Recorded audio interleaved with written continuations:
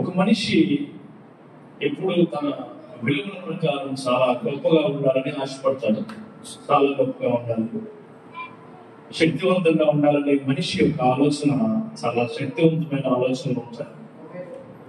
నిజమే, ఇండివిజువల్ చిన్న బిడ్డల దగ్గర నుంచి చనిపోయే వాళ్ళ వరకు కూడా అది నాది, అది నేను చేసుకున్నాను, అది ఇలా చేసుకున్నాను అని చెప్పుకునే ఆలోచన ఖచ్చితంగా ఉంటుంది. క్రైస్తవుడిగా మనకు కూడా అది చాలా ఎక్కువగా ఉంటుంది. నిజంగా దాన్ని ఏమంటారంటే సాక్షి. ఏమంటారు? సాక్షిగా ఉండడం అంటే ఏదైనా జరిగిందనుకో, నేను అప్పుడు అలా ఉన్నాను కాబట్టి ఇలా ఉన్నానని చెప్పుకొని సాక్షిగా ఉండడం విధానం ఉంటుంది. అలాగే ఇప్పుడు వచ్చిన కూర్చుని సిద్ధపడి ఉన్న అందరికీ కూడా ఒక సాక్షిగా ఉండాలి అనే ఆలోచన తప్పకుండా ఉంటుంది. Praise the Lord, God bless you. ఆ విషయంలో ఖచ్చితంగా మీ అందరికీ దేవుడి నామములో గొప్ప ఆశీర్వాదాలు ఉండును గాక. ప్రతి క్రైస్తవుడు ఒక సాక్షిగా ఉండాలంటే తెలుసుకోవాల్సిన మాటలు కొన్ని ఉన్నాయి. ఒక సాక్ష్యము చెప్పేవాడి విలువ బాగుండాలి. దేవుడికి స్తోత్రం కలుగును గాక. ముందు నీ విలువ ఏంటి? విలువ అంటే ఇప్పుడు 100 రూపాయలు కాకపోతే ఇచ్చి విలువ ఎంత ఉందంటే ఏమంటారు? 100 రూపీస్ అంతే కదా. ఇప్పుడు పెన్ను ఇచ్చి పెన్ను విలువ ఎంత అని అడిగితే పెన్ను విలువ ఎంతో చెప్తాం, ప్రీషియస్ అని చెప్తాం. అలా కాకుండా 2 రూపాయలు పెన్ను ఇచ్చి దాని విలువ ఎంత అంటే ఆ విలువ చెప్తాం. అలాగే కుటుంబంలో కానీ, సంఘంలో కానీ, బయట కానీ, నువ్వు చదువుతున్న దగ్గర కానీ, ఉద్యోగం చేస్తున్న దగ్గర కానీ నీ విలువ ఏంటి? ఒక క్రైస్తవుడు ఒక సాక్షిగా ఉండాలి. ఎలా ఉండాలి? ఒక సాక్షిగా ఉండాలి, ఒక విట్నెస్ గా ఉండాలి దేవుడికి. ఎవరికి? ఆమేన్. మనుషులకు కాదు. ఎవరికి ఉండాలి? దేవుడు. నేను క్రైస్తవుడిని, నేను దేవుడి యొక్క నామములో నడుస్తూ పెరుగుతూ ఉన్న వ్యక్తిని అని ఒక సాక్షిగా నువ్వు ఉండాలి. ఓకే, విట్నెస్ గా నేను ఉంచున్నాను అని చెల్లం కానీ, మీరు తమ్ముడు కానీ మీరు అనుకుంటూ ఉంటే అప్పుడు ముందుగా మీరు గుర్తించాల్సిన ఒక విషయం, మీ విలువ. What is your value? What is your value? నీ విలువ క్రైస్తవుడిగా ఉంచు. ఒక సాక్షిగా నీ కుటుంబంలో ఉండాలి, నీ సంఘంలో, నీ పని దగ్గర ఉండాలి. అంటే నీకు మొట్టమొదటిగా తెలియాల్సిన గొప్ప విషయం ఏంటంటే నీ విలువ. మనము యేసుక్రీస్తు వారు పుట్టక ముందు ఆయన విలువ తెలుసు. వాగ్దానం ద్వారా పుట్టేటప్పుడు ఆయన విలువ తెలుసు, బ్రతికినప్పుడు ఆయన విలువ తెలుసు, గొప్ప కార్యాలు చేస్తున్నప్పుడు ఆయన విలువ తెలుసు, ఆయన సిలువకు అప్పగిస్తున్నప్పుడు ఆయన విలువ తెలుసు, ఆ సిలువ యాగమైపోతున్నప్పుడు ఆయన విలువ తెలుసు, సిలువ యాగమై మరలా తిరిగి వస్తున్నప్పుడు మరలా శిష్యులు కనిపించినప్పుడు ఆయన విలువ తెలుసు, మరలా మన కోసం వస్తాడన్నప్పుడు విలువ తెలుసు. మారిందా? ఎక్కడైనా మారిందా? ఇదిగో నీ కుమారుడు గ్రహించను, అతడు చాలా బలవంతుడు, ఆలోచనకర్త అని చాలా చదువుకున్నాం. అదే వచ్చాడు యెషయా ప్రవక్తించిన ఆయనకు వాగ్దానము, ఆ పుట్టిన బిడ్డ, ఆ వాగ్దానం విలువ ఏమన్నా మారిందా? లేదు. కానీ నువ్వు ఈ సంఘానికి వచ్చినప్పుడు నీ విలువ ఎవరికి? ఈ సంఘానికి రాకముందు నీ విలువ ఎవరికి అవసరంలా? ఒక్కసారి సంఘానికి వచ్చి ఒక్కసారి దేవుడికి విట్నెస్ గా మారిపోయినప్పుడు, క్రైస్తవుడు అనే మాట మారినప్పుడు నీ విలువ ఖచ్చితంగా అందరూ చూస్తారు. Your value is very precious. దేవునికి స్తోత్రం కలుగును గాక. హల్లెలూయా. చిన్నప్పుడు ఈ ఎండాకాలంలో ఆ గ్రౌండ్ చూసుకుని, చాలా గ్రౌండ్ చూసుకుని క్రికెట్ పెట్టుకుని అక్కడ కమ్మగాడుతో మేము ఆడుకున్నాం. క్రికెట్ కమ్మగాడుతో ఆడుకున్నాం. అక్కడ ఆ బ్యాట్తో ఆడుకోలేదు విలువ. అలా కాకుండా నువ్వు కట్స్ బాల్ బ్యాట్ తెచ్చావు అనుకో, ఏది విలువ తగ్గిపోతే. సో నువ్వు ఇదే బ్యాట్ ఈడెన్ గార్డెన్ స్టేడియంలో ఆడావు అనుకో, దేని విలువ పడిపోతే? కమ్మ బ్యాట్ విలువ కాదు, నీ విలువ పోదు. ఎవరి విలువ పోతే? ఇప్పుడు నేను చెప్పేది ఏంటంటే, ఆ కమ్మ బ్యాట్ చర్చకి రాకుండా అలా ఉన్నావు నీ విలువ. చర్చికి వచ్చినప్పుడు అదే మాట్లాడుకోవచ్చు, నీ విలువ ఏమైపోయింది? నీ విలువ చాలా ఉత్తమమైనది.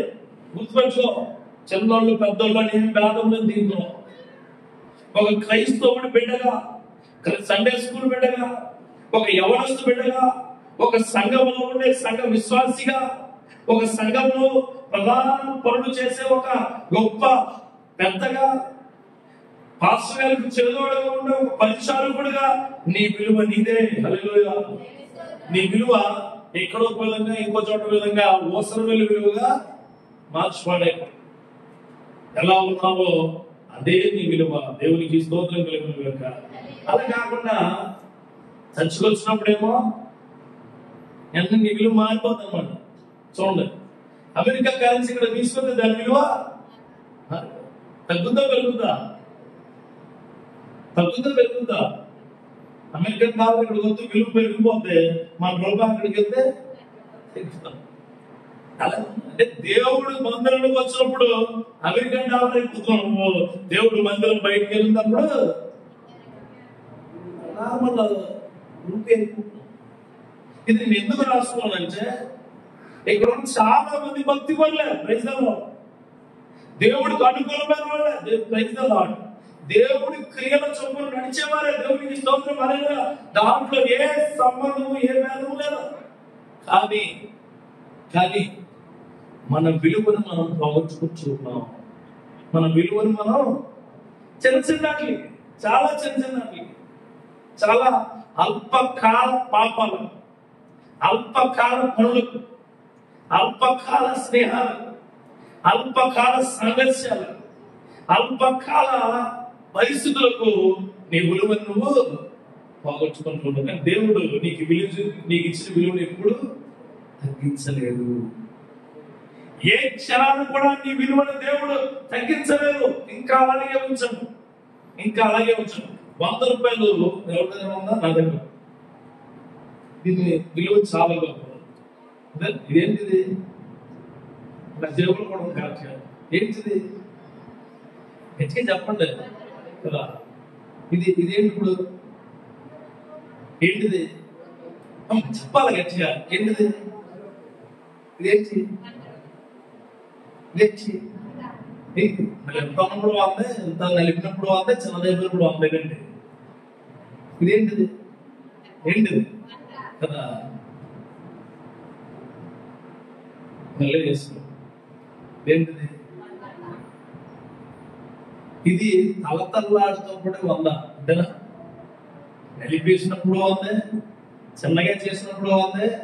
దీని విలువ ఎలాగైనా విలువే. దేవుడికి స్తోత్రం కలుగును గాక. హల్లెలూయా. నీకు ఆ విలువ ఇచ్చాడు దేవుడు, నీకు ఆ విలువ ఇచ్చాడు దేవుడు. నువ్వు ఎక్కడున్నా, ఏ పరిస్థితిలో ఉన్నా, నువ్వు సంతోషంగా ఉన్న నీ విలువ లాగుంది, ఇబ్బందుల్లో ఉన్న నీ విలువ లాగుంది, పడిపోతున్న నీ విలువ లాగుంది, పాపాలు ఎత్తున నీ విలువ లాగుంది, పాప క్రియలు ఎత్తున నీ విలువ లాగుంది. మరలా వచ్చి నీ విలువను దేవుడు మరలా ఉంచబోతున్నాడు. హల్లెలూయా. నీ విలువ ఎప్పుడు విలువైందే. ఒక క్రైస్తవుడు ఒక సాక్షిగా నిలబడాలి అంటే తన విలువ చాలా గొప్పది. దేవుడు ఇచ్చిన విలువ ఎప్పుడు మారదు. పేరు మార్చుకుంటే అన్ని మారిపోతాయి, ఏం మారదు. అప్పుడు వరకు అతని పేరేమో ఏదో బాబు, అప్పుడే స్టీఫెన్ అయిపోతుంది. అప్పుడు వరకు ఆవిడ పేరు ఎంకమ్మ, అప్పుడు మరి అమ్మ అయిపోతుంది. టైం ఎక్కడ ముంచగానే, ఎక్కడ ముంచగానే అంతే. ఆ ముంచే నీరు మారుతుంది, ఆ ముంచులు చీర మారుతుంది, ఆ ముంచు చైన్ మారుతుంది, ఆ ముంచులు అన్ని మారిపోతాయి. కానీ ఆవిడ మాత్రం పేరు మారిపోయింది. నీకు విలువ మన్నాక. అందుకే నేను నీకు చెప్పే మాట ఈ రోజున, ఒక సాక్షిగా ఒక క్రైస్తవుడు ఉండాలంటే నీ విలువ ఎప్పుడు మారకూడదు. మత్తయి సువార్తలో ఒక 3 వచనాల నుంచి వాక్యం చెప్తాను ఈ రోజు. దేవునికి స్తోత్రం. 3 వచనాలు తీసుకుని వాక్యం చెప్పడానికి సిద్ధపడి ఉన్నాను. మత్తయి సువార్త 5వ అధ్యాయము 14వ వచనం. మీరు లోకమునకు వెలుగై ఉన్నారు, కొండపై నుండి పట్టణము మరుగై ఉండనేరదు. చాలండి. మీరు ఎలా ఉన్నారచ్చా? లోకానికి యు ఆర్ ది లైట్. దేవుడు మిమ్మల్ని వెలుగు కింద పోల్చారంటే చాలా గొప్పది. ఏమంటాడు? నేనే వెలుగు, దేవునికి స్తోత్రం కలుగును. అంటే ఒక పవర్ హౌస్ లో ఒక పవర్ ఉన్న వ్యక్తి ఇంకో వ్యక్తికి పవర్ ఇవ్వాలని అనుకుంటాడు మనిషి. ఎప్పుడైనా ఒక మనిషి పవర్ లో ఉన్నాడు, అదే పవర్ ఇంకోటికి ఇవ్వాలని ఎప్పుడైనా అనుకుంటాడు ఎవడైనా? అనుకోడు. ఇక్కడ అమెరికా కాదు, ఇండియా కాదు, ఆంధ్రప్రదేశ్ ఎక్కడైనా సరే ఒక హయ్యర్ ప్లేస్ లో ఉన్న ఒక రాజకీయ నాయకుడు పవర్ ఇంకొకరికి ఇవ్వాలని అనుకుంటాడా? అంటే రాజకీయ నాయకుడు పేరు అనుకుంటారా? ఎప్పుడు అనుకో. ఎప్పుడు భార్య మీద భర్త పోటీ చేస్తుంది, భర్త మీద భార్య పోటీ చేస్తుంది, తండ్రి మీద కొడుకు చేస్తాడు, కొడుకు మీద తండ్రి పోటీ చేసే. మరి మొత్తం ఈ లోకంలో మొత్తం బైబిల్లో ఉంటుందిగా. బైబిల్ తండ్రిని తరివేసిన కొడుకు లేడా? కొడుకు తరివేసిన తండ్రి లేడా? భార్య మీద పడిపోయే భర్త లేడా? భర్తను గెంటేసిన భార్య లేదా? ఉందా లేదా? మళ్ళీ అన్ని చెప్పలేదు కదా. ఎక్కడ ఉందన్నా అంటే ఉన్నారు. ఒకసారి చదివితే బైబిల్లోకి వెళ్తే అన్ని తెలుస్తాయి.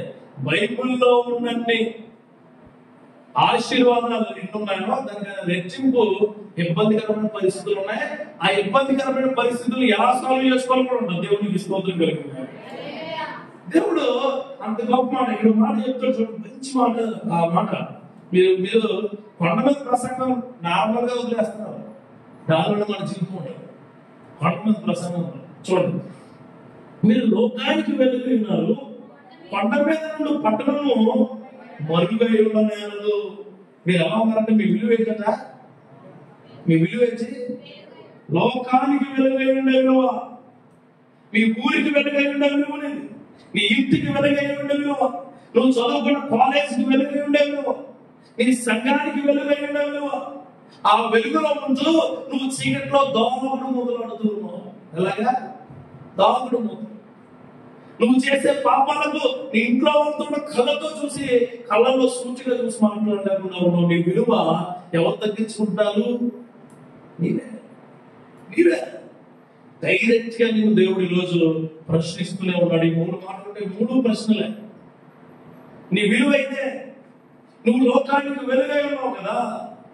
లోకానికి వెలుగై ఉన్న నీవు కొండ మీద ఏమంటైనా కొండ మీద నుండి పట్టణము, కొండ మీద లేచిందట. పట్టణాలు కనపడవా? నీకు విషయం తెలియదేమో. బిఫోర్ క్రైస్ట్ అంటే నువ్వు బిఫోర్ క్రిస్టియన్, నువ్వు క్రైస్తవుడిగా ఉండకముందే నువ్వు ఎవరికి కనపడలా. నీ పాపాలు ఎవరికి కనపడలే. నీ పాపాలు చూడడానికి ఎవడో ఇంట్రెస్ట్ ఏం చూపించదు. నేను ఎవడో ఏ పన్ను నిన్ను వెంటాడదు, నిన్ను ఎవరు ఏం చేస్తున్నాడో అని చూడరు. ఒక్కసారి దేవుడి దగ్గరికి వస్తే, ఆ వెలుగు నీ దగ్గరిపోతే నిన్ను అనేక కళ్ళు వెంటాడుతూ ఉంటాయి. అనేక కళ్ళు. ఆ పండుగ వెలుగు ఈ పట్టణం కనిపిస్తుంది.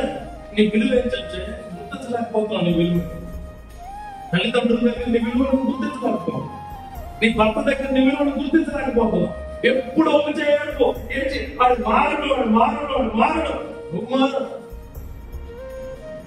నీ భర్త మారడు అంటే కాదు, నీ విలువ తెలుసుకో. నువ్వు లేకపోతే ఒక క్షణం కూడా బ్రతకలేడు. నువ్వు లేకపోతే ఒక క్షణం కూడా ఉండలేడు. నువ్వు ఎందుకు అంటే ఆడెప్పుడు అంతేనే. నీ విలువ వెలుగుకరమైన విలువ. దేవునికి స్తోత్రం కలుగుతుంది.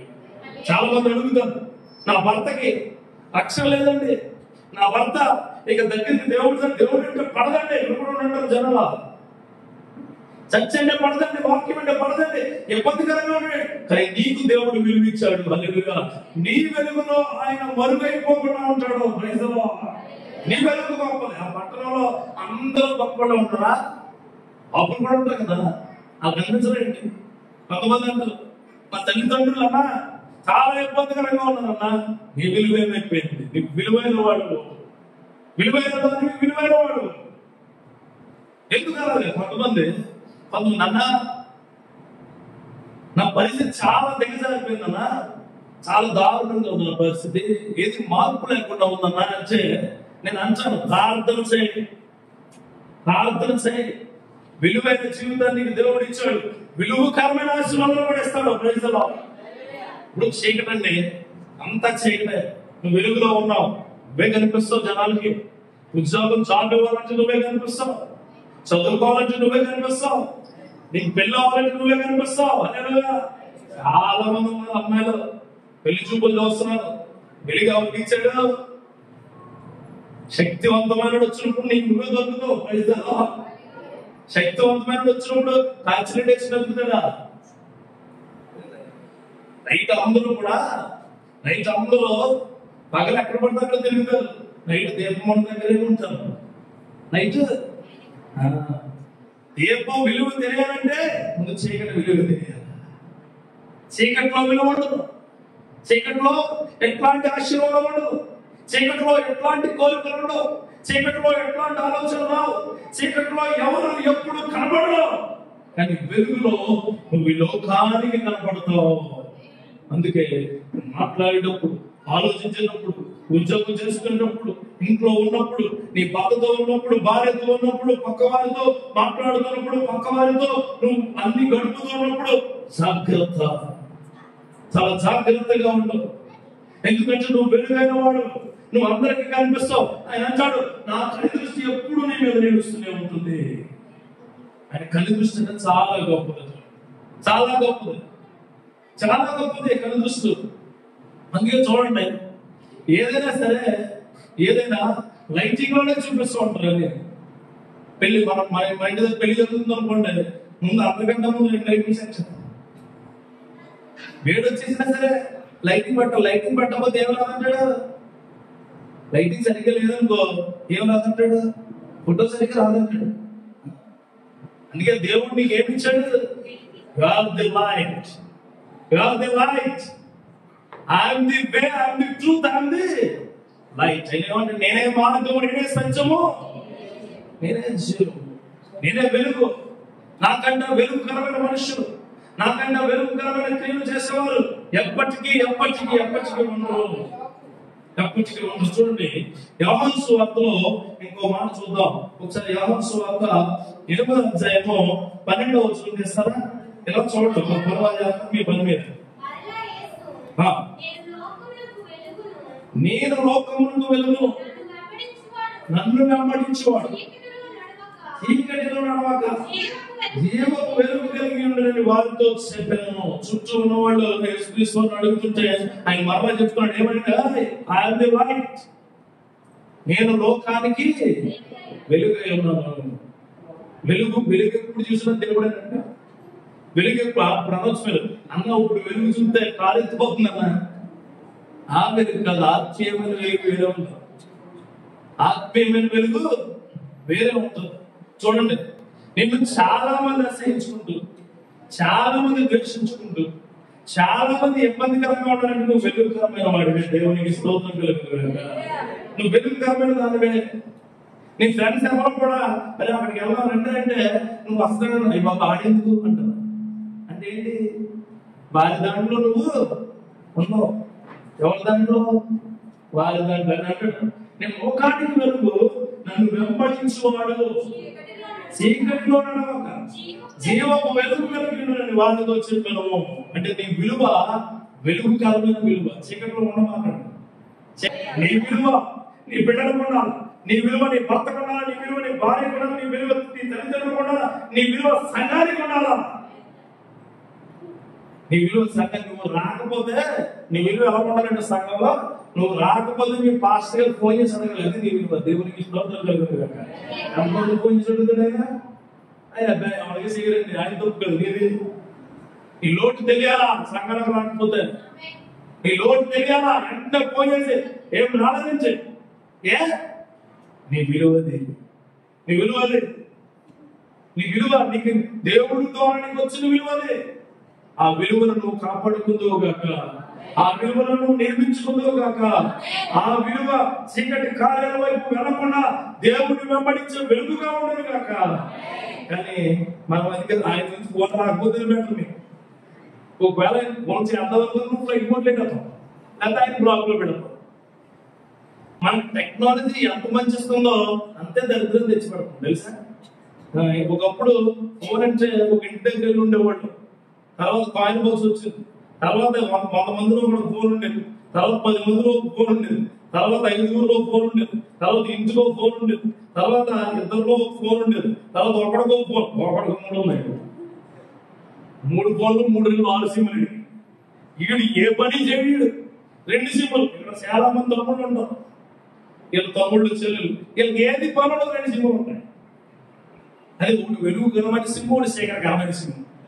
ఓ సిమ్ ఎవరికైనా ఒక 20 కాలకి తప్ప ఓ సిమ్ అందరికీ తెలుసు. అందుకంటే క్రైస్తవుడు సాక్షిగా ఉండాలి. దేవునికి స్తోత్రం కలుగుతుంది. సాక్షిగా ఉండాలి క్రైస్తవుడు. అసలు సెల్ ఫోన్ కి లాక్ ఎత్తుకొని ప్రతి ఒక్కరు సాక్షిగా ఉండలేదంటే అంతే. ఎవరి కాలంలో మీరు మీ మొత్తం సెల్ ఫోన్ లాక్ ఎడతారు, మీ లాక్ మీద మర్చిపోతారు ఒకసారి. అంత దరిద్రం. అంటే నువ్వు వెలుగుకరమైన జీవితం లేనోడు ఏం చేస్తాడు? నీ చీకటి కార్యాలు అందరికీ తెలిసిపోయింది కాబట్టి ఏం చేస్తావు నువ్వు? ఇప్పుడు ఇంటికి తాళం వేసుకుంటున్నాను అనుకోవచ్చు, వీరువుకి తాళం వేసుకుంటున్నాను అనుకోవచ్చు, బండికి కారుకి తాళం వేసుకుంటు, సెల్ ఫోన్కి తాళం వేసుకుంటుంటే దరిద్రం. సెల్ ఫోన్ కూడా తాళం వేసుకుంటావా? అంటే ఏంటి? నువ్వు ఎవరిని వెంబడిస్తున్నావు? సాతాను వెంబడిస్తూ ఆడి కార్యాలు బయట కూడా తెలిసిపోతాయని చెప్పి ఆడిని నీకు మాత్రమే తెలిసి లాగేసేద్దాం. ఏమంటూ శాశ్వతమైన లాక్. నువ్వు ఇంకా ఆ కొండ మీద వెలిగించిన లైట్ నువ్వే కనపడతావు. పాప ఆయన అందరికీ కనిపించాలని కొండ మీద లైట్ వెలిగితే నువ్వేమో పొడిగి వేసుకుని ఆవిడకి కనపడకూడదు అన్నావు. అందుకే కనపడదు, ఎప్పటికీ కనపడవు. కొంతమంది భార్య ఉంటారు, వాళ్ళ భర్తకి ఏది కనిపించుకో, ఏది చేయకూడదు. అసలు వాళ్ళ భర్తకి తెలియకుండా అన్ని ముగ్గులే కదా. ఓ రోజున ముగ్గు తగ్గుచ్చింది, రోజు వస్తుంది ఆ ముగ్గు తగ్గుచ్చింది, అయ్యి బాబాయ్ ఏదో అయిపోయింది, డైవర్స్ మాటిక్స్ మాట్లాడతారు. చాలా జాగ్రత్తగా ఉండాలి. మనం వెలుగు సంబంధులము.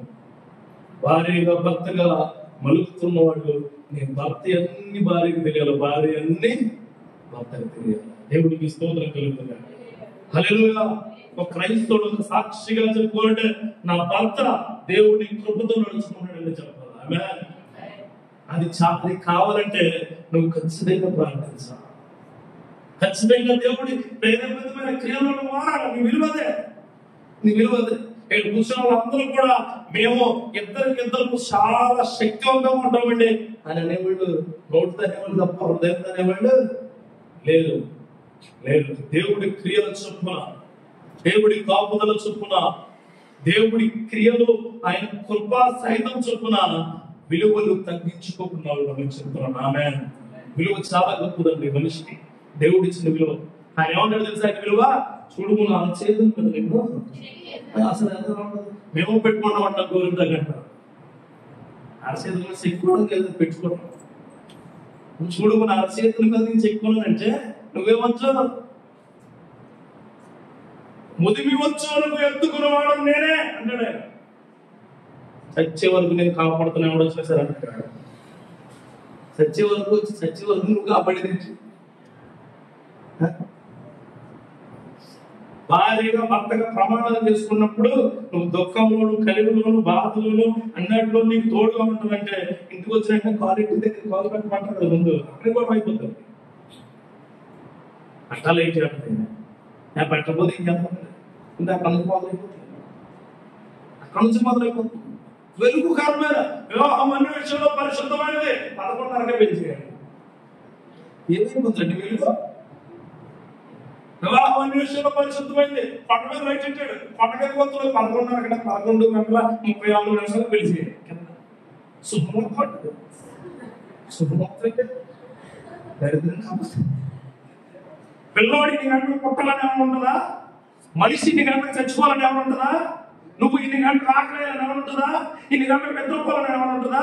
ఇన్ని గంటలకు నీకు దురదవాలని ఏమైనా ఉంటుందా? ఇన్ని గంటలకు నీకు నెప్పుడాలని ఉంటుందా? ఎందుకు వస్తున్నాయి? ఏ విలువలు పాటిస్తున్నారు మీరు? దేవుడికి అనుకూలంగా నీ మనస్సు మార్చుకున్న ప్రతి ఒక్కడు నీకు తెలియాలి విలువేంటో. దేవుడికి స్తోత్రం కలుగుతుంది. నీకు తెలియాలి విలువేంటో. చనిపోయినప్పుడు మన ఒంటి మీద ఒకటి కూడా ఉండదు తెలుసా నీకు? ఒకటి బంగారం కూడా దాంట్లేదు. ఎంతవా చెక్క కూడా ఎలాంటి చెక్క వాడుతుంది తెలుసా? దేనికి వాడిన చెక్క. మనం పెట్టేసే చెక్క నాకు అర్థం ఏంటంటే మళ్ళా చేసే చెక్క ఆ చెక్క పౌడర్ ఎప్పుడు మనం రాసుకో పౌడర్ నువ్వు ఎప్పుడైనా రాసుకుంటావా నీ విలువ చెప్తున్నా పౌడర్ అప్పటి వరకు స్పింజ్ రాస్తావు అప్పటి వరకు పాన్స్ రాస్తావు అప్పటి వరకు సమ్మర్ పౌడర్ రాస్తావు అప్పటి వరకు ఇంపోర్టెడ్ పౌడర్ రాస్తావు అప్పటి వరకు సెంటు సుమ్మర్ పడతావు అప్పుడు నీకు రాసిన అంతవా ఎంత పట్టదు వాటిలో ఒక వేసేస్తారు మళ్ళీ ఇంకోటి అది ఇంట్లో కూడా పట్టుకెళ్తావు దాంట్లో కూడా ఇంట్లో నువ్వు చనిపోయిన తర్వాత నీకు తెచ్చిన ప్రతి అక్కడ పడాలి మళ్ళీ ఇంట్లో అది నీ విలువ నువ్వు చనిపోయే ప్రతి నీ విలువ కానీ అంటాడు మళ్ళా నాతో కూడా పరదేశంలోకి వస్తానంటాడు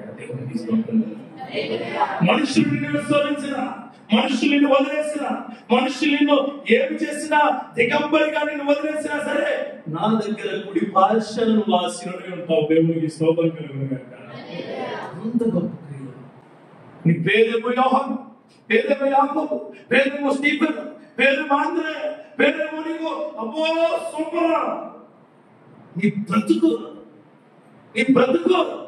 సంసారం కట్టదారు నీ బ్రతుకు తెలియన కట్టదారు నీ బ్రతుకు మచ్చగా కట్టదారు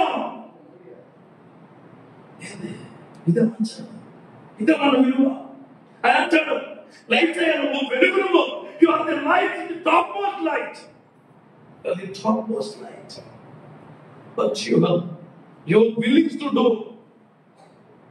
టువర్డ్స్ ది పాపం వైపు నడుస్తున్నావే పాపం వైపు పాపని విలువని మార్చుకో నీ తల్లిదండ్రుల దగ్గర నువ్వు గొప్పదానిగా ఉండొచ్చు తల్లిదండ్రుల దగ్గర నువ్వు చాలా గొప్పవాడుగా ఉండొచ్చు నీ భర్త ఏడల నువ్వు చాలా గొప్ప ఆత్మీయులుగా గొప్ప భార్యగా ఉండొచ్చు కానీ చేయని కార్యాలు ఒక రోజు వస్తాయి ఆ రోజు తెలుస్తాయి కొండ మీద పెట్టిన వెలుగులో మరుగై ఉండదు అదేది ఈ రోజు ఇప్పుడు ఏ క్షణమే పశ్చాత్తప్పుడు నీ హృదయం ఈ క్షణమే నీ హృదయంతో నువ్వు మాట్లాడుకో ప్రభువా నీ పాపం చేస్తున్నాను ఈ పాపంలో ఉన్నాను నా విలువ మారిపోయింది ఈ రోజు నువ్వు నాతో స్పష్టంగా సూటిగా మాట్లాడవు నా విలువను మార్చు నువ్వు అడిగితే ఖచ్చితంగా దేవుడు మార్చు ఖచ్చితంగా నేను అంటాడు వాక్యం చదివి ముందుకు వెళ్తాను రోమిలకు రాసిన పత్రిక 13వ వచనము 13వ అధ్యాయము 12వ వచనం ఒకసారి చదువుతారా తొందరగా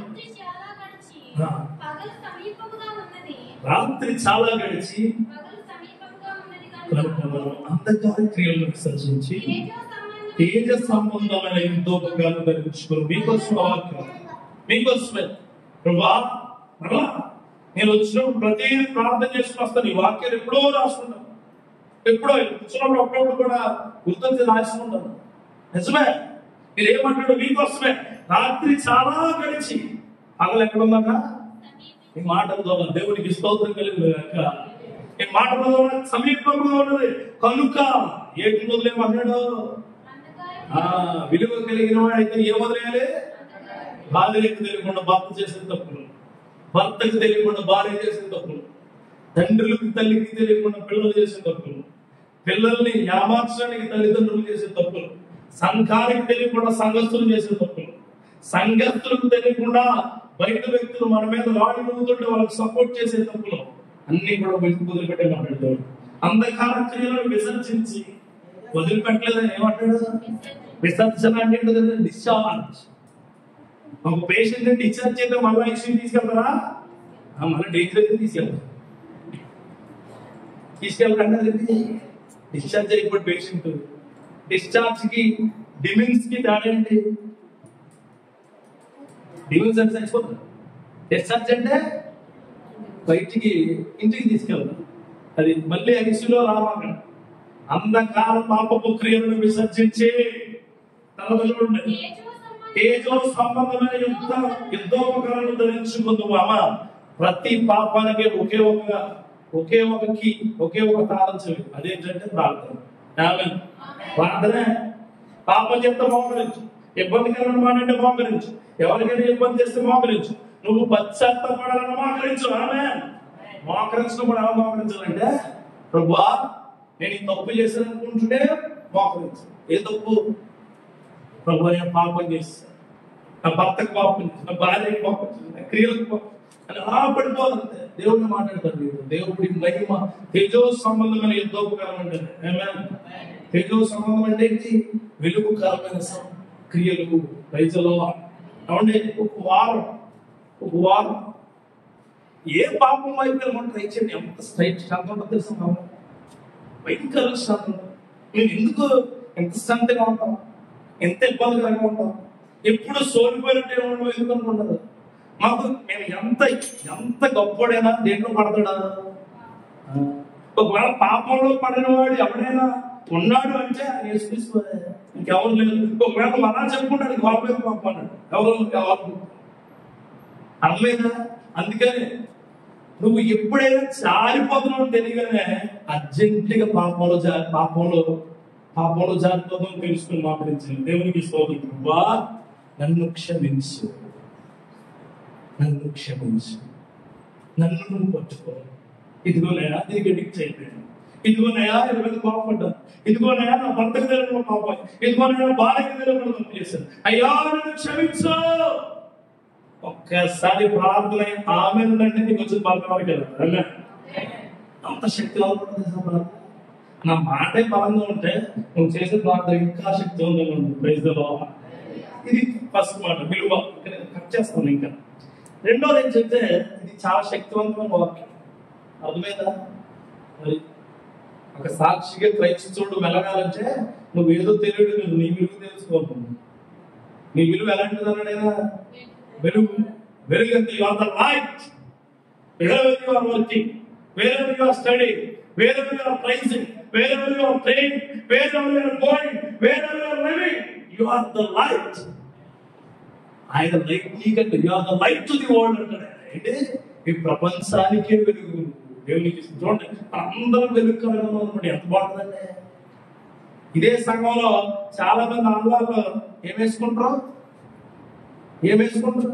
ఆ తడిగుడ్డి మీద వేసేస్తారు, ఇంకొక మీద వేసేస్తారు. ఇదే సంఘంలో ఈ సంఘాలు చాలా ఉంటాయి. ఉంటుంది. ఇది అంటున్నా దీనికే వాక్యం. అసలు నీకు తెలియని విషయం ఏంటంటే వాక్యం ఎవరికి? నీకే. పక్క వాళ్ళకి వాక్యం అని నువ్వు సంబరపడిపోతుంటే ఆ క్షణాన్ని నువ్వు తెలుసుకోవాలేంటి? ఆ వాక్యం నీకు కూడా. అలాగే నాతోనే ఏదో చెప్తుంటే చంపేయాలంటాడు దావీదు. బాబు నాయన ఎవరికి అనుకుంటున్నాం వాక్యం? ఈ మాటలు ఎవరైతే తెలుసా? అని అనుకుంటున్నాం. ఎవరైనా సరే మామూలు కూడా చెప్పుకోలేదు. నువ్వే ఎక్కడికో ఎక్కేసింది దావీదు కింద. అబ్రహాం ఎలాగేనండి? అబ్రహాం నీకు పిల్లలు పడతారండి 60 సంవత్సరం పిల్లలు పడతారండి 70 పడతారా?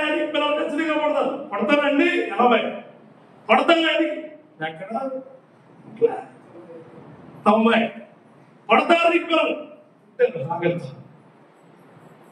నీకు పుడతారని పిల్లలు ఆవిడికి చెప్పండి. నాకు ఎవరికి చాలా నీ గర్భంలో వస్తారా? ఎప్పుడో ఏంటి వస్తారా? ఎప్పుడో వచ్చాడా? దేవుడికి స్తోత్రం కలుగుతుంది. అమ్మట నీ విలువ చాలా గొప్పది. నీ విలువతో నువ్వు ఈ సామ్రాజ్యం నీ చుట్టూ ఉన్న క్రియలను వెలుగుకరంగా తేజో సంబంధమైనగా ఉండబోతున్నావు. దేవుడికి స్తోత్రం కలుగుతుంది. అలాగే రెండవది 15వ వచనం 15 తొందరగా చేస్తాను. మనుషులు దీపం వెలిగించి కొంచెం కింద పెట్టరు, కానీ అది ఇంట నుండి వారందరికీ వెలుగునిచ్చుటకే దీపస్తంభం నుండే పెడుదురు. దీపం మనం చూసుకోవడం కాదు, అందరికీ చూపించడం ఉండాలి. ఇంట్లో చాలా మంది ఉంటారు, ఏం చేస్తారు తెలుసా? నీ కర్మడు రాదు పోతాంతే. వీడు పవిత్రుడులాగా వీడు చర్చికి వెళ్తాడు, చర్చిలో ఉంటాడు, వీడు ప్రార్థన చేసుకుంటాడు. అలా వాళ్ళ అమ్మ ఏదైనా చర్చికి రాకుండా అలాగే తాగేందుకు దేవుడు దరిద్రం అనుకోవడం. నీ కాంతివంతం వేరే వాడికి తెలిసేలా ఉండాలి. నీ కాంతివంతం వేరే వాడికి చెప్పేలా ఉండాలి. నీ తండ్రి దగ్గర కూర్చో, మీ అన్న దగ్గర కూర్చో, నీ భర్త దగ్గర కూర్చో, నీ భార్య దగ్గర కూర్చో, పక్కన కూర్చొని వారితో చెప్పు ఏమని? దేవుడు నిన్ను రక్షిస్తాడు, దేవుడు నిన్ను కాపాడుతాడు, దేవుడు నిన్ను గొప్పగా చూస్తాడు, దేవుడు నీ మన కుటుంబంలో గొప్ప కార్యాలు చేస్తాడు. పడవట్లేదమ్మా, అవుతుంది అవుతుంది. ఏదో సమయంలో ఆ పని జరుగును కాక. అలా లేదు. వాడికి ఇంట్లో ఉండి అన్నం తినేసి మీరు వెళ్ళండి నేను వస్తానంటే మీ ఇంట్లో ఖచ్చితంగా కొంచెం లైట్ ఎక్కడ పడుతున్నా 10,000 రూపాయలు లైట్ కొనుక్కు తెచ్చుకుని లైట్ వేసి బియ్యం పెట్టి తలవేస్తున్నాం. అందరూనేమో అరే మీ ఇంట్లో చాలా పెద్ద లైట్ ఉందా, ఎక్కడ బియ్యం పెట్టుకోండి, నీకు మీ ఇంట్లో నీ భార్యకి దేవుడికి ఎవరికి తెలియదు. అంటే దేవుడి మహిమ కాంతివంతంగా అందరికీ తెలియదు, అప్పుడే సాక్షిగా నిలబడుతున్నాం. దేవుడికి స్తోత్రం కలుగుతుంది. హల్లెలూయా. నా కుటుంబం, నేను ధైర్యంగా చెప్తా, నా కుటుంబం హిందువులో మా వాళ్ళందరూ ఈ రోజుని నేను నిలబడి దేవుడిని ప్రవశిస్తూ, దేవుడి మాటలు చెబుతూ, దేవుడి క్రియల్లో ఉంటూ, దేవుడి ఆలోచన ప్రకారం నడుస్తూ, దేవుడి పరిశుద్ధతను పరుచుకుంటూ మన వైపు తిరిగిన కుటుంబాలుగా మారిపోయిన దేవుడికి స్తోత్రం కలుగుతుంది. ఎందుకంటే ఆ కాంతి గొప్పదే. ఉమ్ములు చూశారు, ఎచ్చగారం చేశారు, వెళ్తుంటే కామెడీ చేసేవారు. అరే పాస్టర్ అంటున్నాడు, అరే ఈడు అక్కడికి వెళ్తాడు, అరే బైబుల్ పట్టుకుని అడుగు తింటానికి వెళ్తాడు. అవన్నీ వచ్చినాయి మాట్లాడదు. కానీ ఈ రోజున ఏదైనా మొదలు పెట్టాలంటే ప్రార్థన ఉండాలా, మేము ఉండాలా? ఎక్కడికైనా వెళ్ళాలంటే ప్రార్థన ఉండాలా, మేము ఉండాలా? ఎవరికైనా బాధలంటే ప్రార్థన ఉండాలా, మేము ఉండాలా? ఏమైనా జరిగిందంటే ఒక్కసారి ప్రార్థించు, మొదలు పెడుతున్నావు ప్రార్థించు, అక్కడికి వెళ్తున్నావు ప్రార్థించు. నీ ప్రార్థనలో పవర్ ఉంది, మీ దేవుడిలో పవర్ ఉంది, మీ దేవుడు నీతో ఉన్నాడు, మీ క్రియలు మాతో ఉంటాయి. అది ఉందా? ఎప్పుడు అడిగారు ప్రార్థన? నువ్వు ప్రార్థన పడడం శక్తివంతులైతే నీ కాంతి వెదజల్లుతూ ఉంటుంది. దేవుడికి స్తోత్రం. అందరూ అడుగుతారు అన్న పొద్దుట నలుగురు ఫోన్ చేసి వాళ్ళు నీట్ ఎగ్జామ్ అని చెప్పి అంటే ప్రార్థన చేయమన్నారు. ఎందుకంటే తెలుసా, ఆయన కాంతి వెదజల్లేవాడిగా ఉంటాడు. దేవుడికి స్తోత్రం. అలాగా కాంతి వెదజల్లేవాడిగా ఆయన ప్రార్థన పడ్డాడు. యాహాను సువార్త 1వ అధ్యాయము 12-13 వచనాలు. తమ ఎందరు అంగీకరించిన వారందరికీ, అనగా తన నామమును విశ్వాసం ఉంచిన వారికి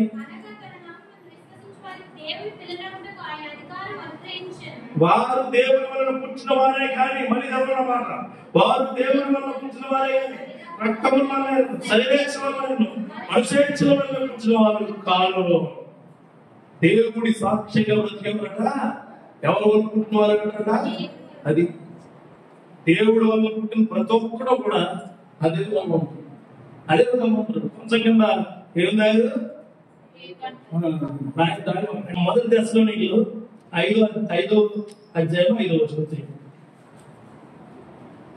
మీరందరూ వెలుగు సంబంధులు, పగటి సంబంధులై ఉన్నారు. మనం రాత్రి వారు కాము, చీకటి వారు కాము. కావున ఇతరుల వలె నిద్రపోక మెలకువగా ఉండుడి. చాలు. మనం రాత్రి వారము కాము, చీకటి వారము.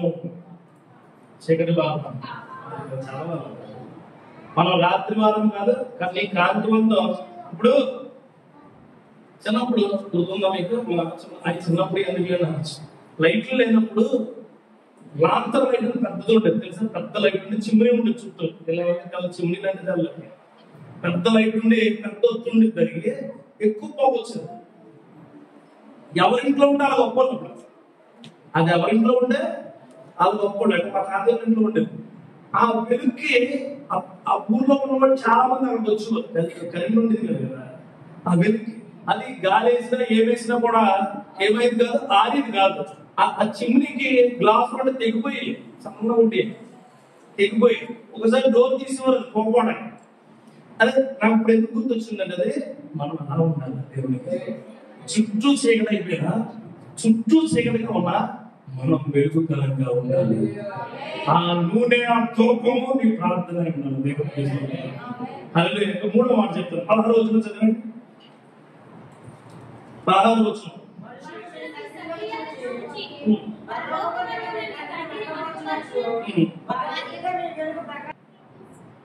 మీ విలువ అనేది మీ హృదయంలో అలా పోయి లోపలికి అది పనిచేస్తుంది. చాలా గొప్పగా పనిచేస్తుంది. నేను సెలవు ఎక్కించాను పవర్ఫుల్. అసలు ఇంటికి ఎంతలోకి మీకు నిద్ర కలదండి, మొత్తం లేకుండా వచ్చు. అప్పుడు నువ్వు ఏంటో నీ విలువ ఏంటో తెలుస్తుంది.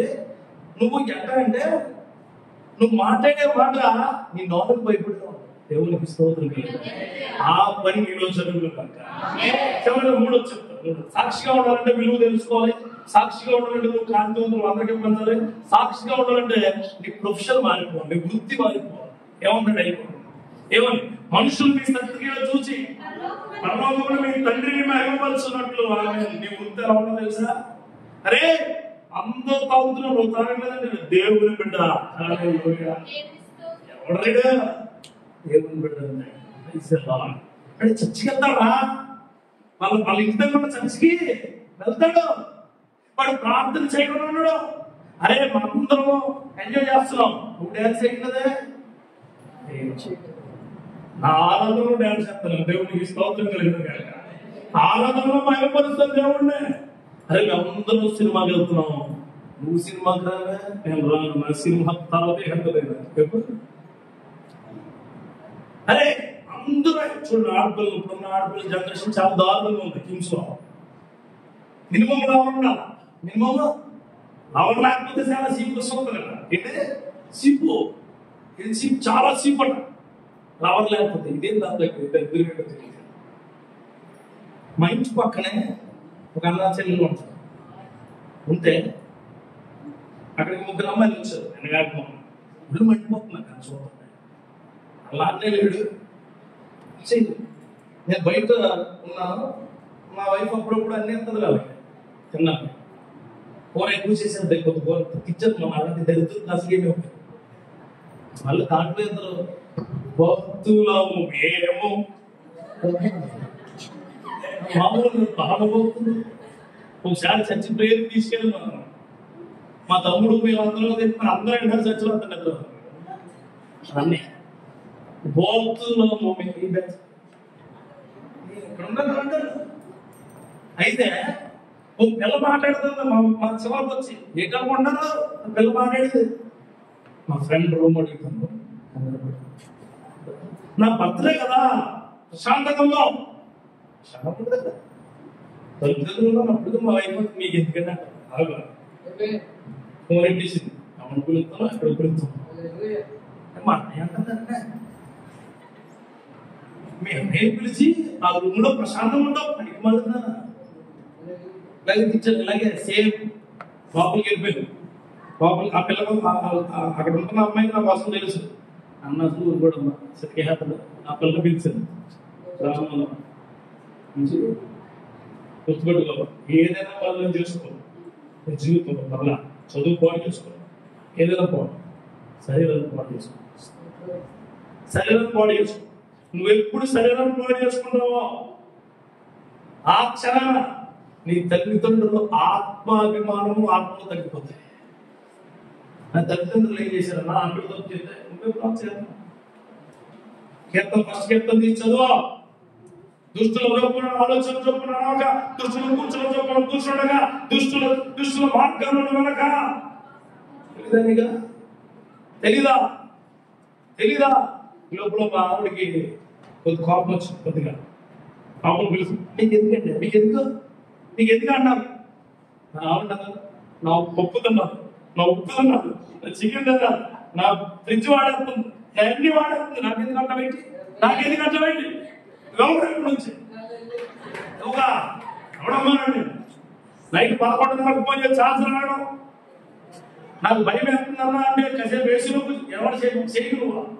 నువ్వు ఒకవేళ నువ్వు చేస్తే నువ్వు చూస్తున్నావు. నాకేది లేదు. దేవుడి మహాత్మ చెప్తున్నాను. ఇప్పుడు చాలా ఫ్యాషన్ అయిపోయింది ఆడపిల్లలకి. చాలా ఫ్యాషన్. ఏదంటే ఫ్రీడమ్ రిఫండ్ అనేది కాదు. లోపలంతా చచ్చిపోతారండి. ఫ్రీడమ్ ఏంటి? నీ తండ్రి నీకు రావాలా, దేవుడే నీకు రావాలా, నీ తల్లి నీకు రావాలా, నీ ఫ్రెండ్స్ ఎవరైతే ఉన్నారో పనికి వెళ్ళాలా. ఫ్లవర్లు కదా ఫ్లవర్లు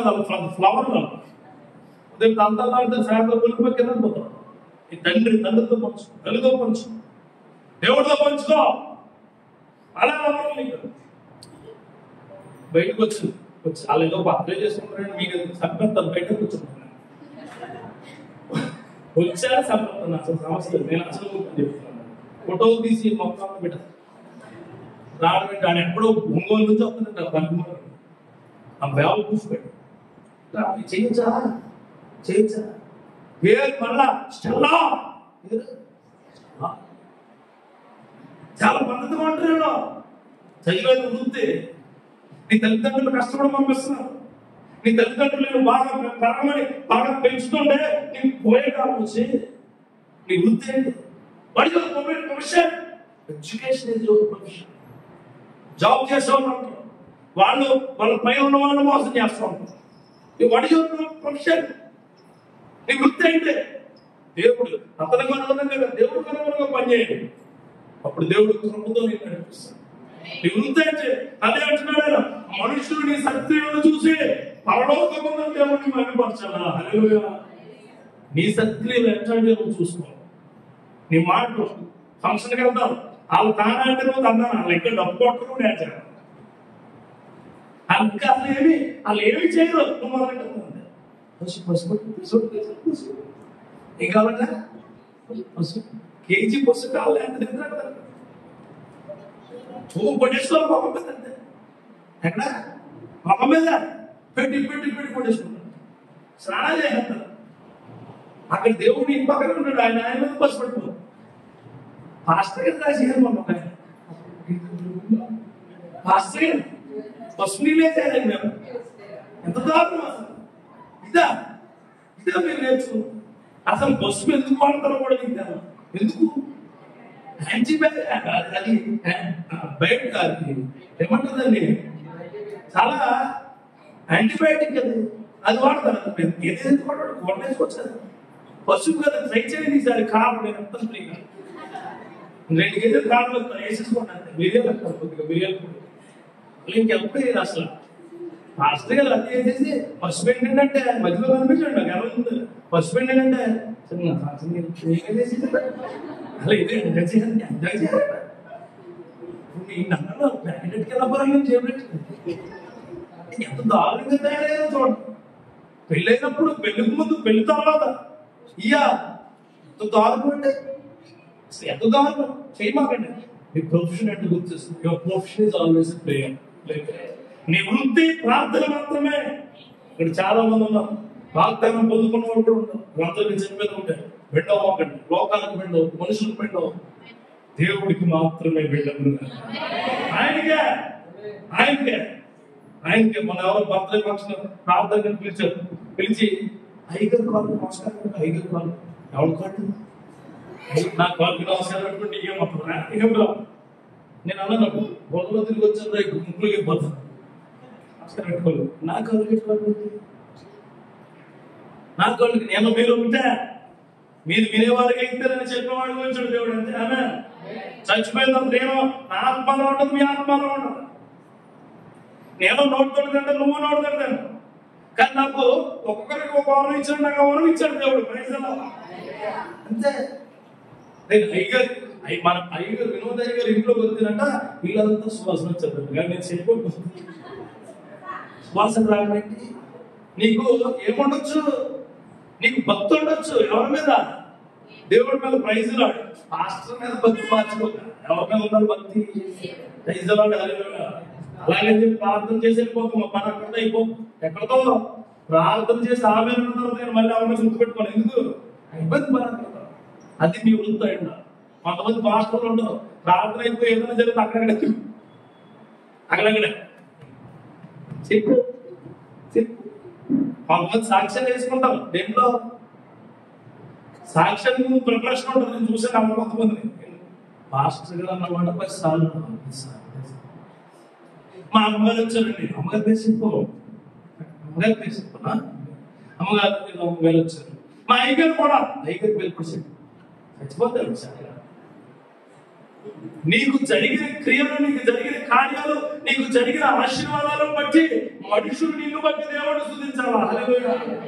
అంతేగాని పాస్టర్ గారిని నన్ను ఇంకొకరిని స్తుతిస్తే పని అవుతా. గుర్తుపెట్టుకో. హల్లెలూయా. నువ్వు పాస్ అయ్యావు, సాక్ష్యం చెప్పు. సంఘానికి గొప్ప కృప, నీ సేవకుడి కృప, దేవుడికి మహిమ. హల్లెలూయా. నువ్వు బాగుపడ్డావు, సంఘంలో సాక్ష్యం చెప్పు.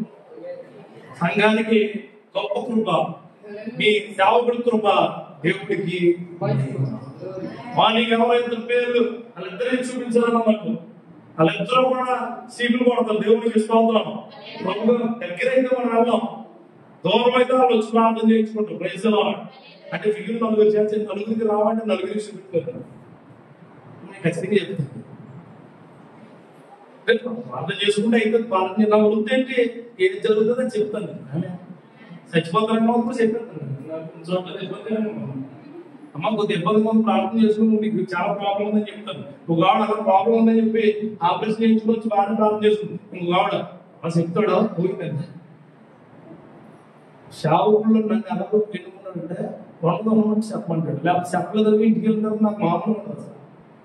నేను నిద్రపోలేను, బ్రతక ఫోన్ చేశారని చెప్పి నాకు కావాలి అని కొద్దిగా ఇబ్బంది ఉన్నాను. అలాగే వాగ్దానం నెరవేరు కూడా అట్లనే ఉంటుంది. Praise the lord.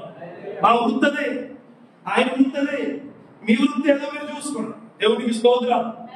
హల్లెలూయా. సంఘాలను నడిపించే, సంఘాలను కట్టబడి, సంఘంలో గొప్పగా కీర్తింపబడి, సంఘంని దేవుడిని భయపరచడం మీ సేవకుడి వృత్తి. ఆయన చేస్తున్నాడు. మీరేంటి మహిమకరంగా వాక్యం జనాలకి దేవుడి సత్క్రియలు మీరు చూపించి దేవునికి మహిమ తేవడం. హల్లెలూయా. అతి క్రియల్లో ముందువు కాక. హల్లెలూయా. మొదటి కొరింథీయులకు రాసిన పత్రిక 10:31 వచ్చిన. కానీ ఇది ఇంకొక అరగంట ఉంటే వాక్యం. కాబట్టి మీరు భోజనం చేసి నన్ను పానం చేసినను మీరేం చేసినను సమస్తమును దేవుని మహిమ కొరకు చేయుడి. అంతే, చాలా. అంటే దేవుడు అంటున్నాడు, నువ్వేం చేసినా ఎవరిని మహిమపరచమన్నాడు? దేవుడికి సాక్షిగా ఉండాలంటే 3 విషయాలు చెప్పు. మొట్టమొదటి విషయం ఏంటి? మీ విలువ తెలుసుకున్న ప్రతి ఒక్కరు దేవుడికి సాక్షిగా ఉంటాడు. రెండోది, కాంతివంతంగా ఇతరులకు నువ్వు ఉంటే సాక్షి. మూడోది, మీ వృత్తి దేవుడిని మహిమ పరిచయం ఉంటే దేవుడికి సాక్షిగా ఉంటుంది. ఆ సాక్షిగా ఉండే కృప ఈ సంఘంలో ఉన్న వారందరికీ ఉండదు కాక ప్రార్థనకు మాకు